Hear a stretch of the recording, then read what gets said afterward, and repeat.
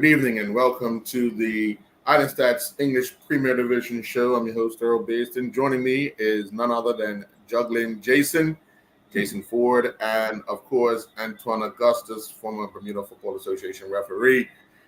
Gentlemen, let me just quickly run down the results from this weekend in the English Premier Division. It was Wolverhampton Wanderers 1, Manchester City 2, Liverpool 2, Chelsea 1, Tottenham Hotspurs 4, West Ham United 1, Fulham 1, Aston Villa 3, Ipswich Town 0, Everton 2, Manchester United 2, Brentford 1, Newcastle United 0, Brighton Hove Albion 1, Southampton 2, Leicester City 3, Bournemouth 2, Arsenal 0, and just a little while ago, it was Nottingham Forest 1, Crystal Palace 0. Well, there's been a lot of talk, obviously, this weekend gone by about some decisions made on the field, whether players should have been sent off, similar events, and one team's crying foul because they had a player sent off. Another team's crying foul because a player wasn't sent off, and everyone's turned their attention to the none other than Howard Webb. Howard Webb is the chief, I believe he's the chief official for the referees. He moved from the U.S. over to the English game. And the two incidents we're discussing, obviously, is the incident in the Arsenal match and the incident in the Liverpool-Chelsea match. Two similar but different, two similar but different results. Yeah, different results. And I had an opportunity to actually listen to a referee this morning explain the difference in the two incidents, and saying that VAR was the convincing result that resulted in the referees making the decisions they made. One, in the Arsenal case, the ball was over the defender and the attacker, but heading towards the goal, and the defender took the time out to bring the attacker down. The Chelsea Liverpool incident, the ball was not heading towards goal; it was heading towards the angle on which it was taken was towards the corner flag, and although the striker would have gotten to the ball first, it wasn't preventing a clear goal scoring opportunity because the ball wasn't heading towards the goal. Now, whether or not we agree with that or not,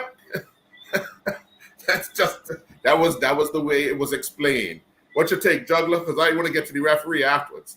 Well, that could be that same notion justified that was definitely good for the Arsenal match, right? Right. Yes, the ball was hit over the top, but they were close to the halfway line. Was that a clear? Well, apparently he said that could have been made up. Yeah, they looked at the VAR. They looked at the VAR in the Arsenal match. Mm-hmm. The Arsenal's goalkeeper, backed off. That would have given the striker the opportunity to get to the ball before anybody else. So it was a clear opportunity to score. Where the other match, the goalkeeper advanced towards the ball, giving him an opportunity to clear the ball before the striker would have gotten to the ball. That was the explanation given from the VAR angles. That's why they told the referee to have a look. I think the main thing, and we can go every weekend, we can have these same talks when it comes to decisions, right? And I'm pretty sure Mr. Augustus will agree with me when it comes to refereeing. It's just it's consistency, right? For a team just wants consistency. What may get called this week, it doesn't get called next week, and vice versa, right? So a lot of times it's interpretation of the officials who are there and not only at the field, but also involved in the VAR. Yeah, but you got to remember that no two men see the same incident the same way. Well, that's where the lack of consistency, and coaches will beg for consistency, but like you said, it's almost virtually impossible because Yeah. what I mean, that's why you could probably help me out, but you got at least 7 officials watching the same match. Yes. Yeah, Yes. yeah, you do, you do. You know, And so yeah, if the 7 officials are coming to a general consensus, I mean, it's not much you could go about with that, right? Right. no, you're absolutely right because you have a lot of eyes on that game. So, because the Arsenal game, both games, the referee made a decision, but the VAR asked them to take a second look. Right. So Which I think that's why the clubs agreed to have it, so they can try and get it right. The only problem is only 50% of the people's gonna like the decision. Just like when the referee blows the whistle, only 50% of the people will like the decision. And it's unfortunate that both incidents were similar but different. Because the way the guy explained it this morning, and they showed the angle in which the balls were played. They broke it. They're able to break it down. And with the VAR, I guess because people just are looking over the with the camera angle, the people are looking over the shoulder of the referee who's staring at a screen, but really don't know what they're looking at. Just they just see the ball, they just see the play. They can't hear what's being said, which is good because I totally disagree with the fact that when they play cricket, juggler, and they do it, and everybody in the stands can hear and see what's going on. No, that's not. Come on, you gotta protect the official by keeping some things. You know what I mean? Out of the view of everybody. When I say out of the view, I'm talking about especially the talking. You could show the video, but let's just have some sort of privacy between the people that are making this decision. I'll play devil's advocate. That privacy leads to a lack of transparency. Bear in mind the reason why they have VAR. Yeah. The main reason they have VAR, and even in cricket, is because of the gambling. Right? Oh yeah. Oh yeah. Right. So bear in mind that's one of the major components, right? To get these decisions as right as possible, so there doesn't deem to see that there's any corruption going on. But you've had in football many years ago. I'm not gonna call the referees' names and stuff like that, but we've had those cases. So VAR was trying to give you transparency for the players and coaches and the like, and hopefully, but like I said, how do you give transparency if you want to hold some of the things back, like you're saying? Well, when I say hold things back, I'm talking about the conversation. The conversation is, but remember, it's later shared with the clubs. Yeah. The conversation is later with the clubs, yes. which I don't have a problem with, but it should be after the fact. It shouldn't be during, because now you got the coach jumping up off the bench saying he shouldn't be looking at that. He should be looking at this. You know what I mean? It's too much interference. The game's already delayed. When you start talking about you got 12 minutes of injury time or stoppage time because the referee is going over to the screen 4 times. But, come on, man. It's getting ridiculous. No, well, yeah, absolutely right. Absolutely right. Because it's, I don't know what Howard Webb was listening to. He was listening to. Yeah, he was wired up to listen to. He's wired up, so he was listening to what was going on. Because, like you said, Howard Webb, he remember he was in CONCACAF. He literally started VAR in CONCACAF. Mm-hmm. He got the ball rolling, and now he's going to came back to England, right? Because I think it was Mark Clattenburg was in charge of VAR in England. Yes, and that wasn't working. So I guess because out of all the big leagues, who was having the most troubles with VAR when it started in the last 2 years? Like English league, the interpretation on the VAR was not there. Like nobody wasn't understanding what's going on in England I think a lot of the, I might be wrong in this, but a lot of the mishaps and the conception was that the person that's operating the VAR was the person making the decision on what the call should be. And I think that's where Howard has come in and said, no, that's why we suggest that the referee has a look. We don't tell the referee have a look. We suggest. And we tell him why we suggest he has a look and from what angles he should have a look. Because obviously on the field, the referee can't see everything. We saw the referee involved in the little skirmish between Manchester, West Ham and Tottenham. The referee took a little blow. So, and when he actually was involved in it, he actually turned his back, so he would have missed parts of what was taken on or what was going on in the scuffle. Yeah, it's VAR, what virtual assistant referee. So he's not there to just like as a referee, I've been always told as an AR, I'm assisting the referee. Yeah, I'm not there to insist. I'm there to assist. I'm not there to tell the referee what to do. So the VAR is basically there to, I see something at a different angle than the assistant referee or you will see. Right. So that's the whole gist of VAR. But Antoine, that sounds good though. I mean, I know that's what it is. That's exactly what it is. But I know, let's be real. When 9 times out of 10, when they ask you to come over to this camera, take a look, come over to the screen, take a look, because I think you missed something. I just want you to take a look here. Yes. Yeah. 9 times out of 10, they call it. Because remember back in the day before VAR, everything was on the Titantron. So Alex Ferguson, Henri, all them players, all them coaches and managers, they were looking up there. It's like, that's not what happened on the field, So now VAR has now literally taken that out, like you said, it has now so the referee can see what's on the Titantron. So what the referee can see these small close-ups. See, like as another one, I'll give you an example for the Manchester City and what's the name? The runner. I was gonna get to that after the commercial break. Okay. Runner, yeah. But we could start on it because clearly several things took place as the ball's coming across, and eventually the attacking player was able to get out of the way and get into a crouching position, but a split second before that, he's actually in contact with the goalkeeper. Yeah. Like I said, I'm want to go to commercial and we'll talk about that later. But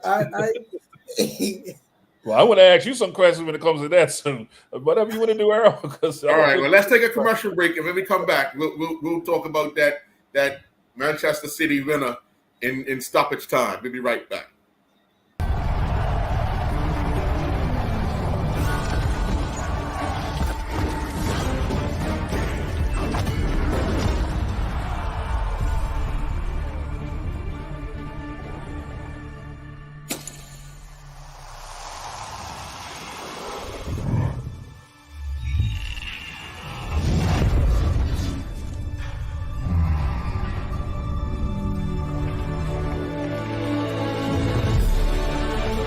Putting down the weapons.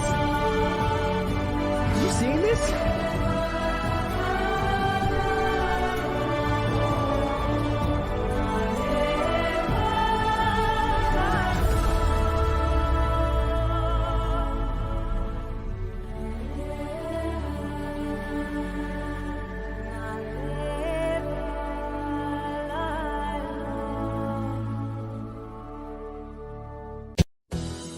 For generations, John Barrett & Sons has been a part of our family's table, and now they're bringing something new for yours. Discover Wonder Juice at Lindo's, a refreshing organic burst of flavor delivered with the same care Barrett's has given Bermuda for over 150 years. Cold pressed, pure, and full of nutrients just like the fresh fruit juices we grew up loving. From Wonder Melon to Wonder Beet, it's that familiar Barrett's touch, now with a wholesome twist. Lindo's, why go anyplace else? Beneath the cloud blue sky, where the ocean meets the land, and the long-tails fly in Bermuda. Our hearts belong to this beautiful island. As an island, we are strong, proudly Bermudian. In every single way, from the sunrise to the sunset, and every single day, for over 135 years. It's been clear, they just silence, proudly Bermudian, bringing us near.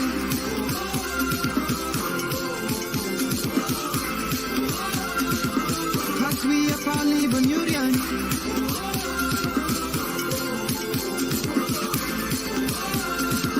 Digital is proudly Bermudian.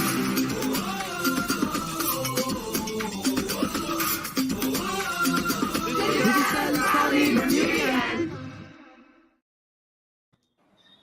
And welcome back. Well, Jay, you said you had some questions for the referee, so over to you. So first things first, and I mean, if you watch any game, even locally, right, you could probably call numerous fouls on every corner.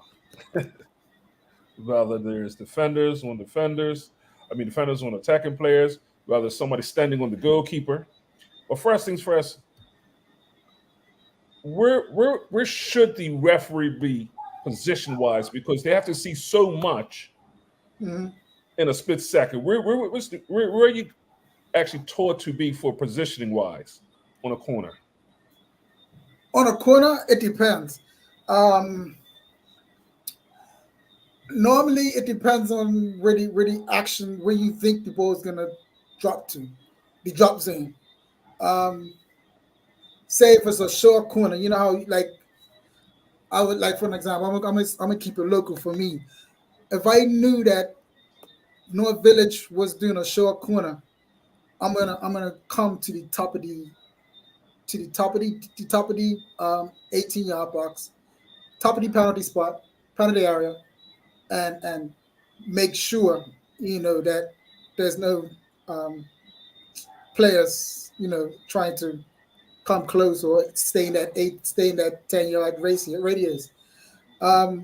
If the ball is going long, like it's going to the penalty spot or the back post, I would position myself on the other side. When I say like on the other side of the 18-yard box on the top. Other than that, in that facility around the D area, it's a fairly good spot for a referee to at least see the player, the ball, and the goalkeeper. And everything going on. Question number two then. What is your main focus once that ball comes over? Or before the ball comes over and when it comes over? Well, my focus is first of all to see if there's any pushing or shoving or anything like that. That happens every play. I mean, that's my point. It's nothing short of that. Nothing short of that. That happens. And pulling. But what the goalkeeper being pushed, stuff like that. But you know what's funny? What shocks me the most is the corner kick is taken, and before the ball reaches the near post, the referee is blowing the whistle and pointing as if it's a free kick coming out all the time. When it's insinuating that the attacking team is the one always committing the foul. But if you watch it, the defenders are grabbing just as much as the attackers. So how come we don't see a balance in penalties being called as to free kicks being called? I plead the fifth. Are you taught that it's the benefit of the doubt goes to the defending team? Is that I plead the fifth? Just like throw-in? I plead the fifth. Like I said, you can call it. You can call penalties or falls on every corner. Yeah. But wouldn't you agree, Jake Juggler, that most of the time the referee is blowing the whistle and the pointing out as there's an infringement that the attacking player So, has done. first things first, with the goalkeeper, is always a protection of the goalkeeper, right? Well, yes. Mr. Cousins will say that. And but in saying that, what you've seen now, what teams will do, will put a defender in between the goalkeeper and the attacker, right? Yeah. And the goalkeeper will push the defender. Am I right, Mr. Gus? I know you're seeing that too, right? Yes. Oh, just about every time. Well, actually, so the goalkeeper didn't touch the attacker. Yeah. But actually, let's go back to that Manchester City incident, because if you watch it over and over and over, Yes. the goalkeeper actually pushes the striker. Like I said. But Yes. but then the other question would be, it was just the goalkeeper and the striker in that area. He was in an offside position, but There's no eventually offense being an offside cleared the position. area with the push, cleared the area, and that's why the goal was allowed to stand. See, and Now, that's go ahead. where the referee assistant, that's why he ruled it offside, because from his angle, there's nobody between the goalkeeper and him. Mm-hmm. It's just the attacking player. So yeah, clearly you're offside. You're in an offside position. And that ball takes that direction to go towards goal. That attacking player is in an offside position. However, the VAR stood that he had cleared, because the angle in which the assistant referee, he wouldn't have been able to see that he was moved out of the way, because all he's looking is across the goal. And you get an angle, things look different from the sideline. Wouldn't you agree, Mr. Gus? Yes. See, with that, and this is where I'm gonna say this part. The assistant referees, his main job is for offsides, right? Correct. Yes. That's one. It's one little. Okay, 99%. He makes that call, but it's that 1%. It's that 1% that he can't. And this is basically it.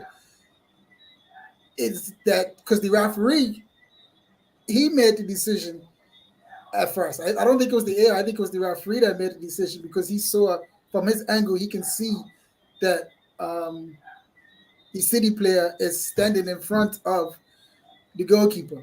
Yeah, when they showed another angle, the referee assistant did put up the flag before the referee blew the whistle.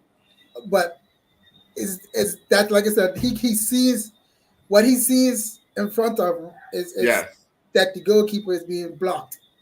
Right. From his angle. Yeah. From his angle. Yeah. So he might call it. You know what I'm saying? That's 1% that he might call offside. Mm-hmm. But I like Jason said, Juggler said, he pushed the goalkeeper pushed him first. Yeah.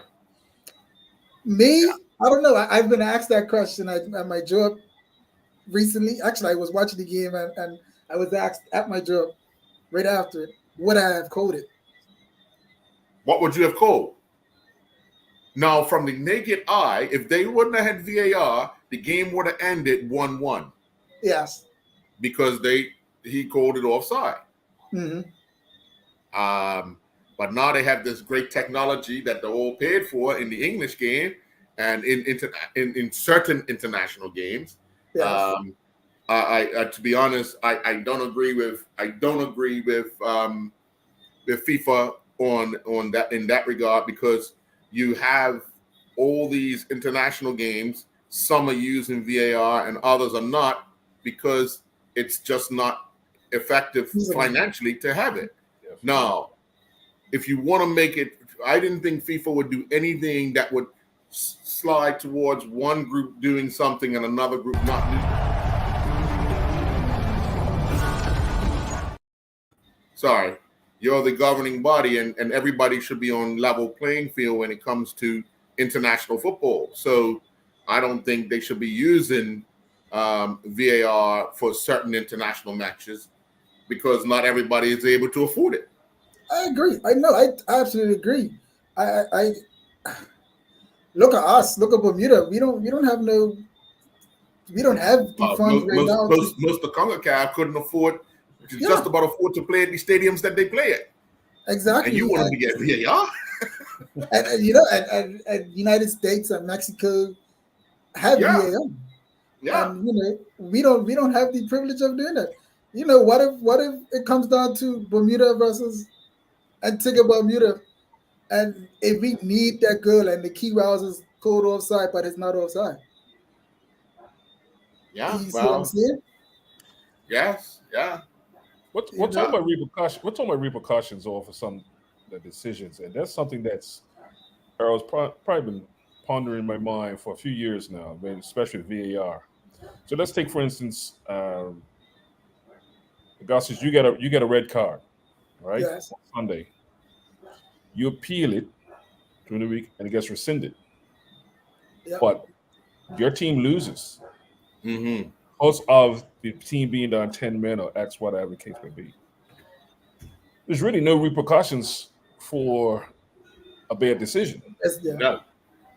No. Other than the referee gets The referee gets, he gets when I do certain games, this, that, and the other. But I'm talking about in the terms of teams, The actual especially if game they're itself. fighting Yeah. for promotion, especially if they're fighting for a title. Yes. Remember, every spot is an extra bit of change in their pocket, right?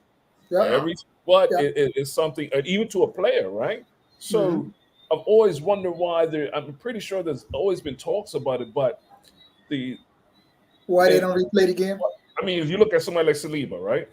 If he was to miss X amount of games, we know when Arsenal didn't have him a couple of years when he was injured, we know what that Arsenal looks like compared to what the Arsenals looked like last year, right? Mm. So when you look at those type of players, you know, if Haaland goes out for 3 matches, right, you know, you or Salah goes out for 3 matches, you may see those girls drop, you know. Yeah. But it could be a bad decision. Yeah. No, so it's interesting to. I haven't really seen or read anything with FIFA looking to address that. What would be the repercussions? Well, funny you should say that. Yeah. Funny you should say that because rugby, global rugby is testing that where if a player gets sent off after 20 minutes, that player could be replaced. So you're only penalized for a period of time if there's more than 20 minutes left in the match, obviously. But am I right? I want to say MLS or something. I know there's another league trying to approach it like hockey. Like hockey. Yeah, what's that? Is it the blue card you're talking about, juggling? They were looking at the blue card. Yes, they were looking at the blue card, but everybody turned that down. Everybody. FIFA said they were going to look at it at a blue card, and everybody said, "Hell no, we're not going to do that." No. Go to the you might as well go back to MLS first started. You know. The shootout. Go. Yeah. Well, no. It was entertaining, though. I will say it was entertaining. To watch a guy run from the 35-yard line. You couldn't tell really box was. Oh, man. By the time we got there, man. But we're going to take another commercial break. And when we come back, we're going to talk about the talk of the Manchester United, who they played. They came from behind to win. But the incident where the referee asked the defender to leave the pitch because he was bleeding, and then the goal was scored, and everybody was up in arms regarding that decision. But we're going to take a commercial break, and we come back. We'll talk the decision and why most would think it was the right call. We'll be right back. Over the pink lines, beneath the cloud blue sky, where the ocean meets the line, and the long tails fly in Bermuda. Our hearts belong to this beautiful island. As an island, we are strong, proudly Bermudian. In every single way, from the sunrise to the sunset, and every single day, for over 135 years. It's been clear. Digital is proudly Bermudian, bringing us near.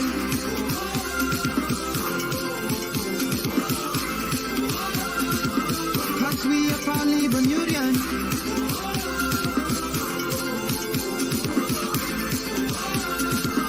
Digital is proudly Bermudian.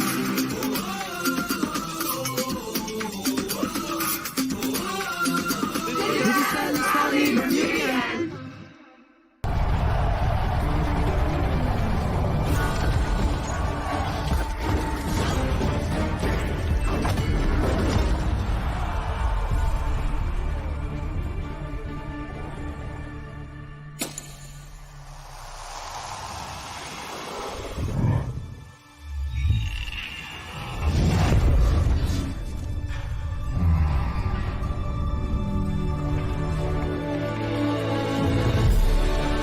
Just putting down the weapons. You seeing this?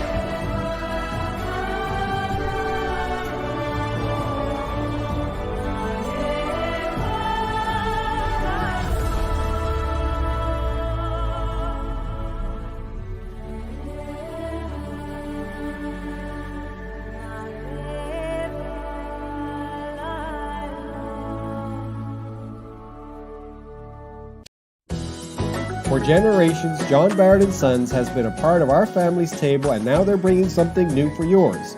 Discover Wonder Juice at Lindo's, a refreshing organic burst of flavor delivered with the same care Barrett's has given Bermuda for over 150 years.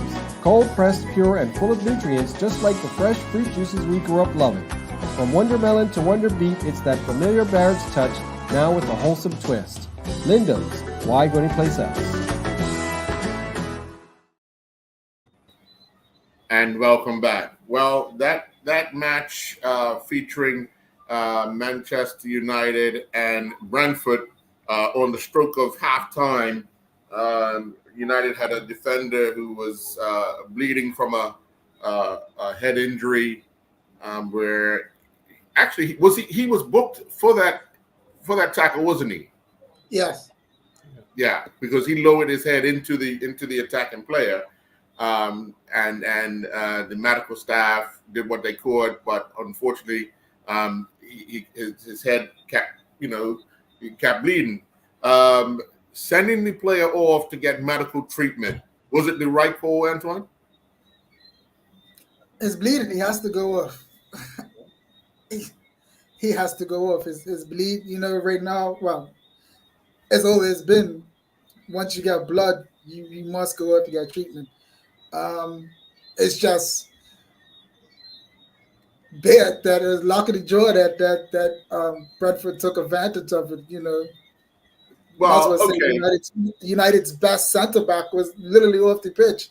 So okay, if he weren't playing, because a lot of people were arguing that they had a man advantage, but when you come to a corner, everybody's marked. Yes. Who would have been free? Because Brentford wouldn't have pushed everybody up there. Yeah. You know what I mean? So the mere fact that no other defender took it upon themselves to charge the ball, why would you think everybody's attention was at the referee saying that he should have not sent the player off to get the treatment? Well, I mean, Earl, let's be honest. That's what teams do when they feel that they misjudged, right? United failed to adjust at the moment. Right. They failed to adjust, and they got stung for it. No, yeah. they're gonna make noise that, hey, we're at a disadvantage. I'm a United fan, and trust me, I as a referee as well, like it happens. Like you said, I'm not gonna. We should have adjusted, like you said, Juggler. We should have adjusted. We should have. There's so many goals that has scored against Manchester United this season because a defender hasn't adjusted. Mm-hmm. So I'm saying it's adjustment. Like you know that you have a man down.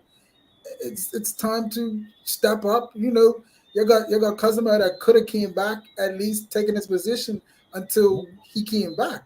He came back on the pitch. If Bruno, sometimes some people might say if Bruno was the captain that you think he is, Bruno should have stepped down.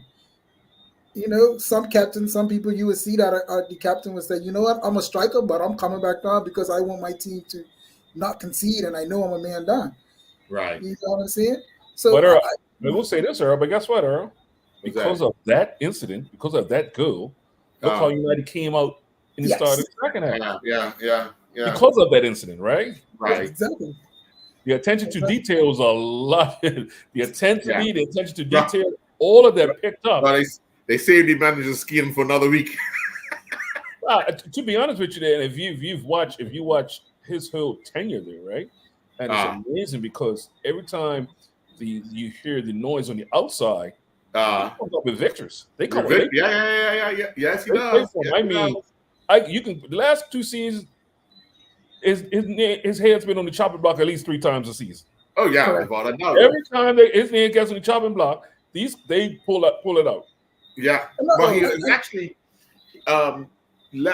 yesterday he was at this function where he was speaking, and people were able to ask questions, and he said he mentioned to them, when was the last time you ever saw the Premier Division trophy handed out in October? Well, and I wasn't good at that, right? I mean, yeah, for United's situation, and this some people just fail to even remotely to talk about it. They haven't had a left back all season. They haven't had a left back all season. Is it that they don't have the money to buy one? No. Injuries. Oh, okay. Exactly. Injuries, right? Injuries. No, and I guess I'm a United fan, and to me, it's not. We have been spoiled. Manchester United fans have been spoiled for the past few years.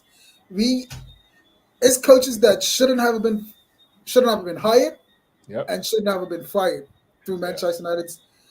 Jose Mourinho is one of them. Jose shouldn't have been fired, but you fired him because you're hearing the management, the board is hearing what the fans are not being pleased because they're not winning.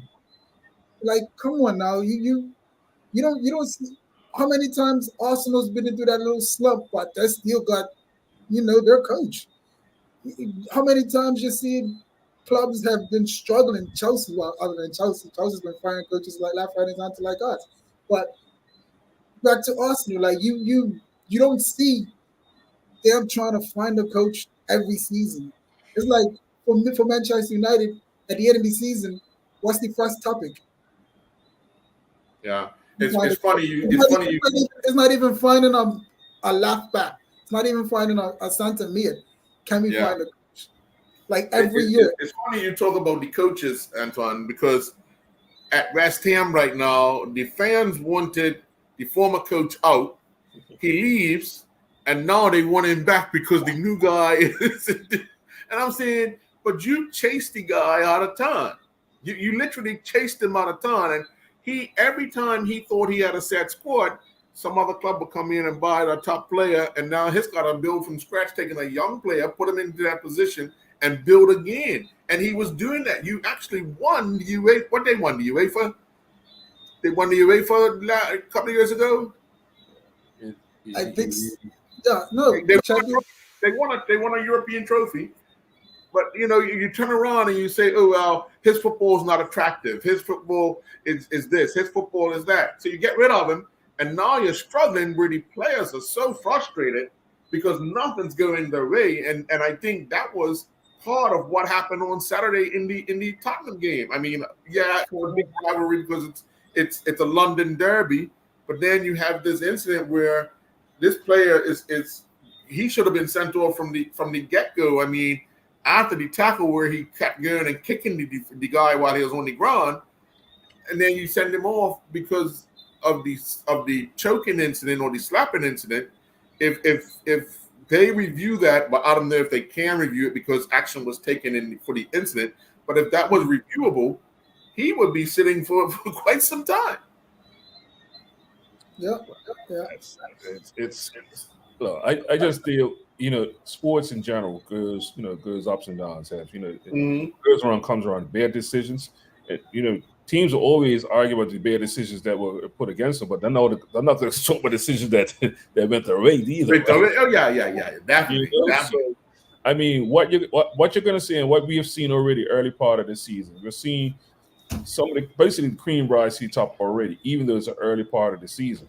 Yeah, that's coming up, and this is what we're really. I mean, nobody really gets excited on this side of the year because Yes. the amount of games that they have to play in December alone, Yeah. right? And then when you come out of that, right? You come out of that, then you got the African Cup of Nations, Mm-hmm. and then you got international football. The amount of Yep. games that these players have to play, and that's why you see a lot of coaches right now, even right now, and you talking about United, they coach got burnt the other day for bringing Rashford off for the 45th minute, and he wants to rotate. Well, he's looking down the road because they've got some games coming up. Yeah. But even if he says that, right, he's going to get marginalized from both sides of the fans, right? Why didn't he? Or why did he? But early in the season, well, he's playing too much. He looks tired, right? So Yep. the amount of games that these guys are playing right now, especially in December, you look at any of them schedule right now in December. It's and then, like I said, for the African players, they have to head out. Yeah. They got to go, and it all depends how far they go. That the country goes into that cup, right? Yep. Mm-hmm. So Yep. it's And I'm going for a month. easy, easy.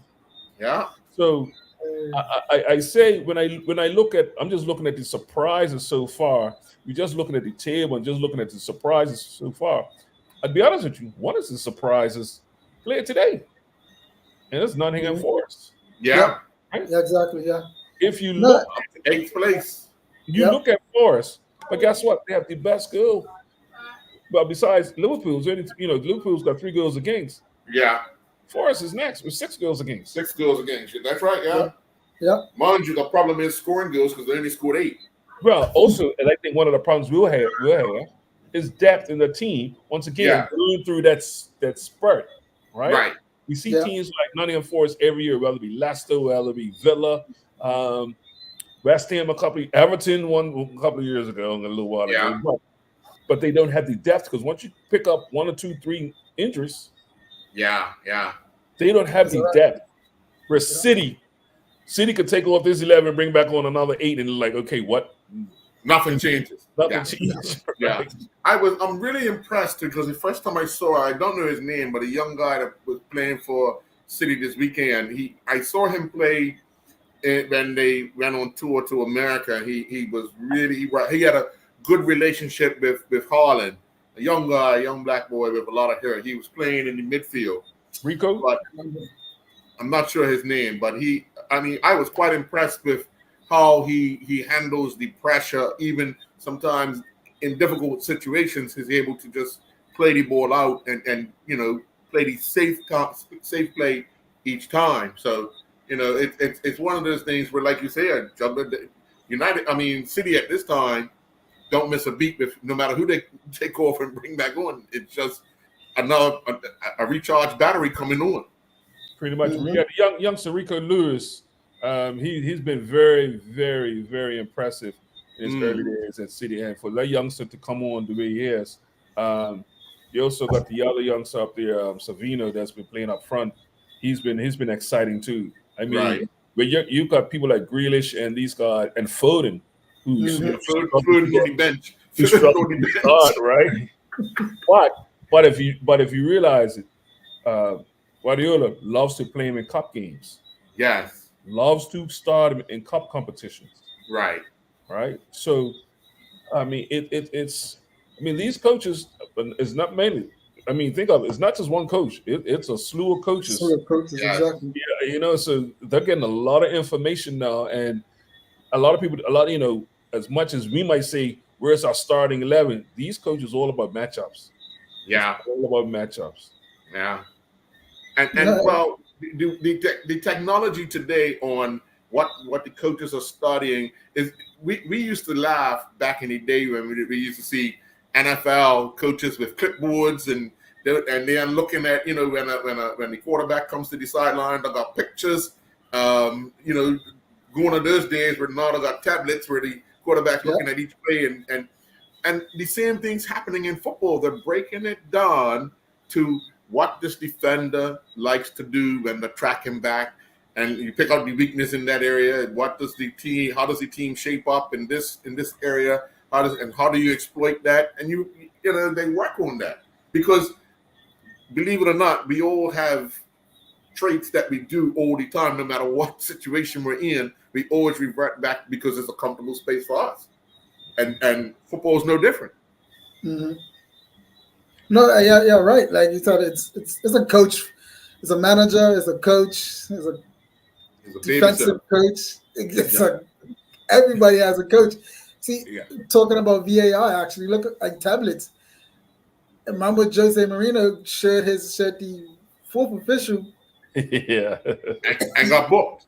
And got booked. Yes, because you're not supposed to have that technology on the sideline. But not, that's where they came up with. You sit in these stands with the earpiece in, and you tell me what you see from up there, and then they make the technical change on the pitch. Yeah. And once that started, the gates were open because they found a way around the rules. Yeah, I remember when I used to travel with the national team. I know at the Gold Cup, Lady used to start the game sitting up in the stands. Yeah. To see what, first of all, his format, first of all, everything, and then come down. By time middle of the half, his downstairs and is ready to rock. Like this, just figured out what the opposing team's doing as far as attacking and defending, and now he can exploit it. Yep. Yeah. But let's take our final commercial break, and when we come back, we'll finish up this edition of the English Premier Division show on IslandStats.com. We'll be right back. Over the pink sands, beneath the clear blue sky, where the ocean meets the land, and the long-tailed fly in Bermuda. Our hearts belong to this beautiful island. As an island, we are strong, proudly Bermudian. In every single way, from the sunrise to the sunset, and every single day for over 135 years. It's been clear, this silence proudly Bermudian, bringing us near.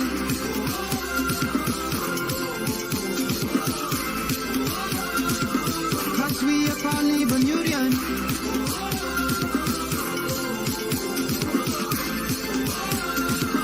This silence proudly Bermudian.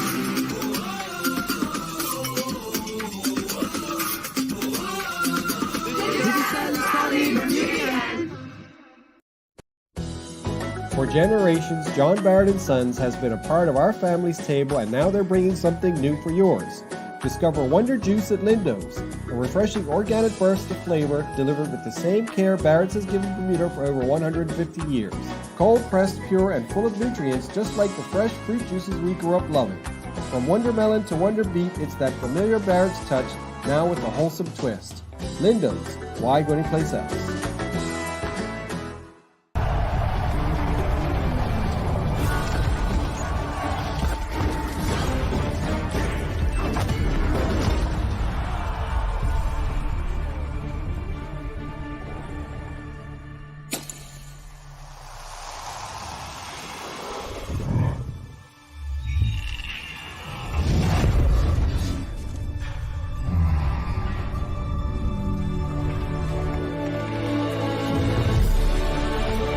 Putting down the weapons. You seeing this?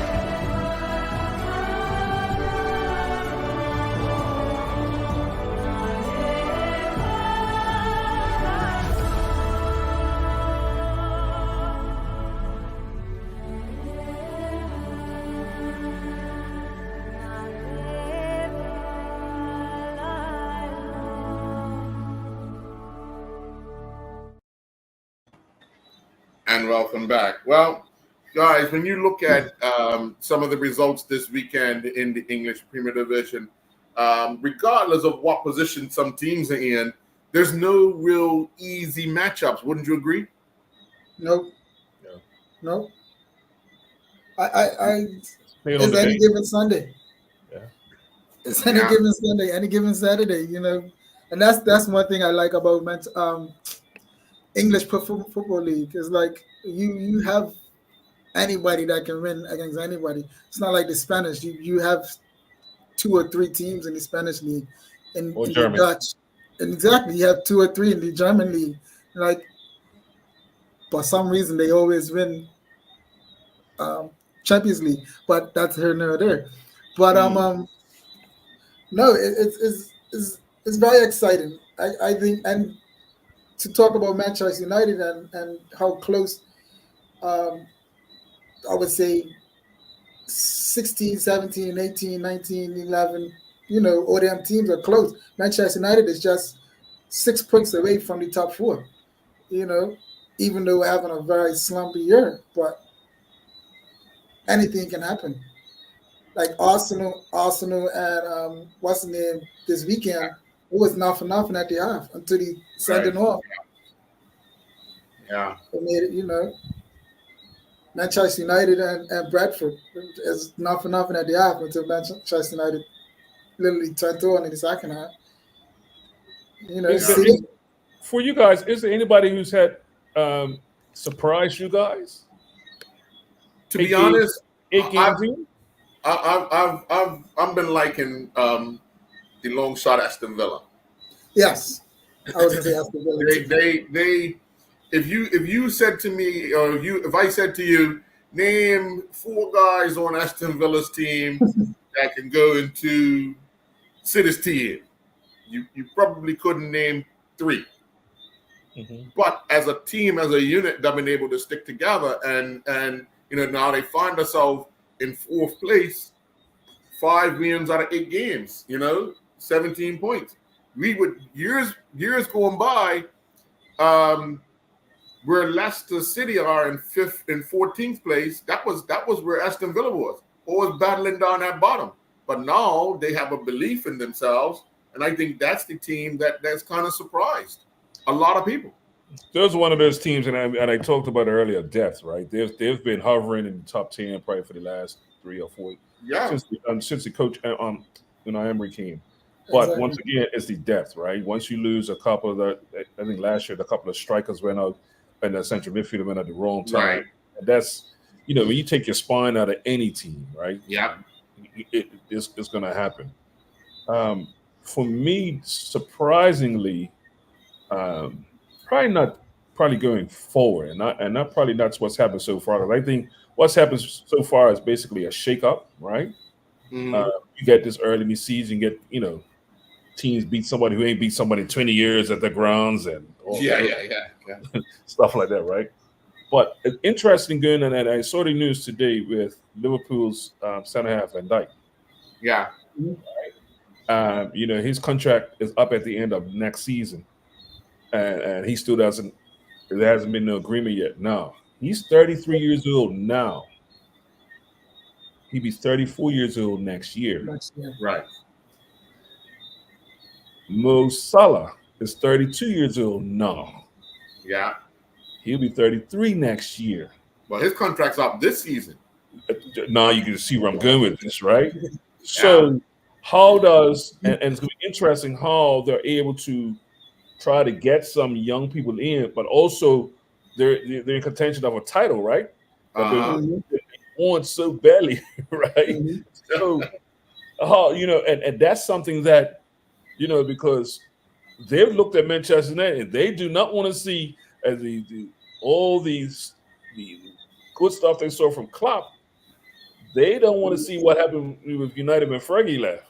They don't want to go that road, right? But you're coming to that position. You're coming to a couple of your main guys who are of age, where you have to start looking at transitioning. You already see me back in on them. Do you keep them a year too late, or get rid of them a year too early? Well, I mean, I think right now, Salah already said to his age, and he ain't talking to the end of the season. Because he just wants to play football. But his next contract will be a retirement contract, and I think Van Dijk's trying to do the same thing, because if he has talks with Liverpool now, he can actually have those conversations, and the contract that he does sign, not necessarily with Liverpool, will actually be a lot more than what he would get if he stays with Liverpool. Because a lot of these guys now are retiring either in Japan or Dubai. Dubai, yeah. To me, I think Liverpool should. Liverpool is trying to chase Manchester United. They're trying to get that 20th, The 21st. 20. The 20. Yeah, they're trying to get that more Premier League titles than Manchester United. So, like you said, it's another end. Like you don't want club leaving, and you don't want to be turned around like Manchester United and trying to find, you know. But I, I think that Liverpool should keep the team that they have. Um, still implement, like I said, Manchester United does it. Implement the youngsters in, not fully push them in, and that's what I think every club should do. You Well, have if you have you your recall, regulars. I'm glad you said it. Let's go back a few years. Remember when Liverpool and Manchester United were battling, and I'm talking about the days of Brian Robson and those guys with Kenny Dalglish playing with Liverpool. I honestly think both clubs kept some players too long and only pushed youngsters in certain positions. And then when it came time to when they realized, oh man, Brian Robson's old. Now what do we do? And it took them a little while to get replacements for those guys because they didn't feed them in as they did like the Norman Whiteside, as they did like, you know what I mean? The Giggsy and all this. Mhm. And if you recall back then, Liverpool led the defense, including the goalkeeper. I think everybody at one point in time was over 33, 34. Alan Hansen and Bruce Grobbelaar and all those guys were old in the game, but they were getting youngsters to play up front, but forgetting, hey, listen, these defenders are getting older and slower because now the attacking players are getting faster. So they struggled for a few years. Both clubs struggled for a few years because they didn't have the awareness of replacing those as those guys aged to get youngsters in those positions. And that's the thing, right? That's where so even looking at this contract coming up, right? And you see this problem not only in this sport, but you see it in NBA, you see it in NFL. Yeah. This next contract, are you paying the athlete for what they've done? Yeah. Or what you're projecting them to do? Well, definitely what they because you're talking about an older player, anymore. Right? You're talking about an older player, and let's use Musala, right? Let's use Musala. Mhm. Yeah. Musala's been in leagues since 2017, but came back to Liverpool since 2017, right? Right. Now, when he first came back, 32 goals, 22 goals, 19, 22, 23, 19, 18. 18 was last year. So there is a trend. If you're looking at projections, if you're a management, it's not heading in the direction you want it to head in. To be the highest paid player. Yeah. Obviously, the market rate will be very high for him. Yeah. But once again, the output is that even in your system, it don't his production in your system is not working anymore to be the player that you want him to be. And I'm just gonna say this, I mean, not so much. Japan is probably, I think, almost played out now, right? But Dubai and the MLS has really given these guys another paycheck. Yeah. At the age that they're talking about, because the game's slower in both. The game's slower in both places. And they want star power. Yeah. Names. They want learn names, right? That's what draws in the United States. That's what draws the crowd. Yeah. You know. I see you talking about the goals that his goals is being dropped. To me, I just feel for that stat, I think that defenders and coaches are now are going after them. They know who the ball is going to go to before the good ball goes in the back of the net. That's the same thing with you would say Manchester City with Holland. Holland, when he first came in the season, 2 seasons ago, he was scoring goals every time he touched the ball. And then look at last season, his goal total drop. So I understand what you're saying, but I wouldn't go on the stats of his goal. I just feel that some of the founders and managers know like the ball is going to go to him because he's the target, he's the goal scorer. But to pay him, I would say pay him on what he's done. you know, I would pay him for what he's done and not what he's going to give to me. If he stays on, he's probably going to give me some help me with the youngster that coming up, you know. Like, So the only pushback I'll give you of Haaland, right? Yeah, his goals may have dropped, but he's still on top of the league. It was but well, truth, this season at the beginning he was averaging. Even now, right? Even now, he's 4 goals clearer than everybody already. He's already on 10, right? So, and the other day, did he have a good game? No, I mean, you know, so it's just one. I'm just using the age, age situation.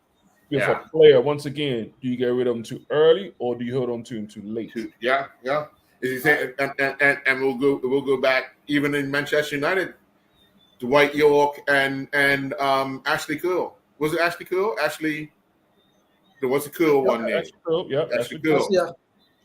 Not young. I honestly believe they kept them together one season too long. Because you had youngsters knocking at the door, and basically those two. The last season they played together, they didn't score many goals together, did they? No. There was a struggle for them. Yeah. But Father Time is undefeated, man. That's right. Yeah. Well, guys, thank you very much for joining on tonight's Island Stats English Premier Division show. Next week, I guess we'll be talking more about referees because every week it seems like there's a decision that's made that people don't agree with, but the guy wearing the black with the whistle makes a decision, and 9 times out of 10 they have to stand by it. Well, hold on. In the game of the week, Arsenal-Liverpool? Should be. No, the game of the week is Manchester United versus West Ham. Battle of who's going to be the first coach to be fired. Sir Clyde Bass, I know you're watching. I'm sorry. People, I'm sorry. Whoever loses, no, I'm just saying whoever manager loses on Saturday between West Ham and Manchester United. You think they'll be fired? It will be fired. No, that's what I'm going to be looking at. I don't think West Ham's to that point yet. And to be honest, I think Manchester United's coaches survived all the storms. As Juggler said at the top of the show, it's been a lot of talk on the outside, but has had a lot of support from the inside. So I can't see them. There's a lot of fans out there that really do support him and really do want him to thrive. That what he brought, what he had at Ajax. So just think, but they won't get rid of him next week because the week after that they got Chelsea, so they're not gonna get rid of him yet. Well, we got Jose Mourinho tomorrow, Thursday, so. Still a good play. Yes. They ain't getting rid of it. Nobody, no time soon. No time. After the Chelsea game, because is at Old Trafford, I'll give you a better reading there, but not at the West Ham game. Yeah, I got you, Juggy. I got you. All right, fellas. Enjoy the rest of your night. Thanks for joining. All right, guys. All right, take it easy.